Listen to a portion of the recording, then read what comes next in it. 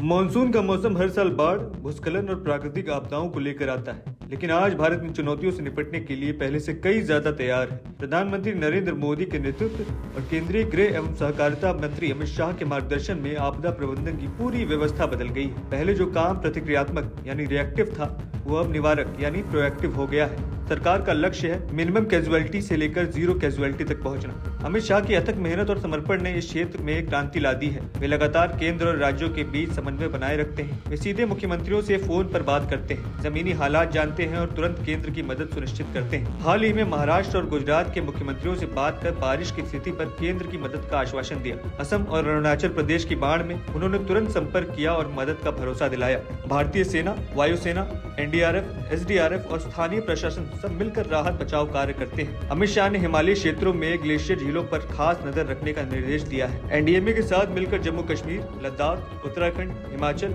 अरुणाचल और सिक्किम में कम से कम 60 झीलों को निगरानी में लाया जा रहा है। उन्होंने एकीकृत बाढ़ पूर्वानुमान प्रणाली विकसित करने पर भी जोर दिया है, ताकि समय रहते चेतावनी दी जा सके। जीरो कैजुअलिटी का विजन अमित शाह के नेतृत्व में एनडीआरएफ की कार्यशैली को पूरी तरीके से बदल दिया। प्रधानमंत्री मोदी के 10 सूत्रीय एजेंट ने भारत को आपदा प्रबंधन में विश्व गुरु बनाने की राह दिखाई। मौसम पूर्वानुमान अब पहले 3 से 5 दिनों के बजाय 7 दिन पहले दिया जा रहा है। कॉमन अलर्टिंग प्रोग्राम यानी सीएपी के तहत 2021 से अब तक 17,000 करोड़ से ज्यादा अलर्ट संदेश जारी किए जा चुके हैं। साल 2024 में एनडीआरएफ ने 1038 ऑपरेशन किए, 4,000 से ज्यादा लोगों की जान बचाई और 63,000 से अधिक लोगों को सुरक्षित जगह पहुंचाया। ये आंकड़े बताते हैं कि अमित शाह के समर्पण से कितनी तेजी से काम हो रहा है। मजबूत इकोसिस्टम तैयार है और एनडीआरएफ की मौजूदगी अब पूरे देश में बढ़ गई है। 68 जगहों पर फोर्स पहले से तैनात है, 28 रीजनल रिस्पांस सेंटर और 24 टेक्निकल लोकेशंस। इसमें आपदा आने पर रिस्पांस टाइम बहुत कम हो गया है। 41 अलग अलग आपदाओं के लिए गाइडलाइंस बनाई गई हैं। पिछले 7 सालों में 111 आईएमसीटी यानी इंटर मिनिस्ट्रियल सेंट्रल टीम भेजी गई। एनडीआरएफ की 6 नई बटालियन बनाई गई।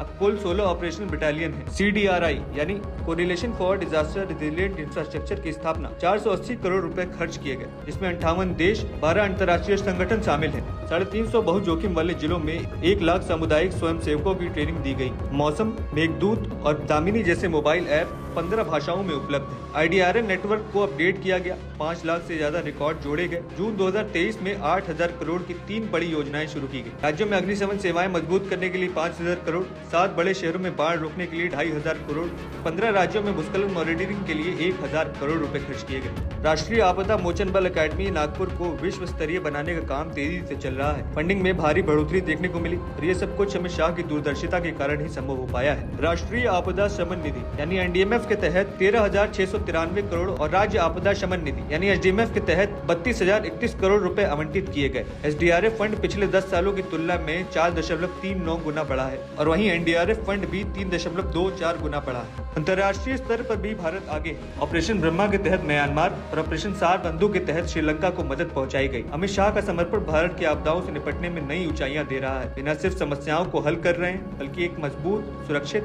और आत्मनिर्भर भारत का निर्माण कर रहे हैं कि लगातार निगरानी, केंद्र और राज्य के बीच समन्वय और जीरो कैजुअलिटी के विजन को पूरे देश के लिए मिसाल बना रही है। भारत अब आपदा प्रबंधन में ग्लोबल लीडर बन रहा है और यही सशक्त भारत की तस्वीर है। तो फिलहाल के लिए इस खबर में केवल इतना ही। आप बताइए इस खबर को लेकर आपके क्या विचार हैं? हमारे साथ कमेंट सेक्शन में रखें और तमाम ऐसी खबरों के लिए CNN वर्ल्ड को सब्सक्राइब करें। धन्यवाद।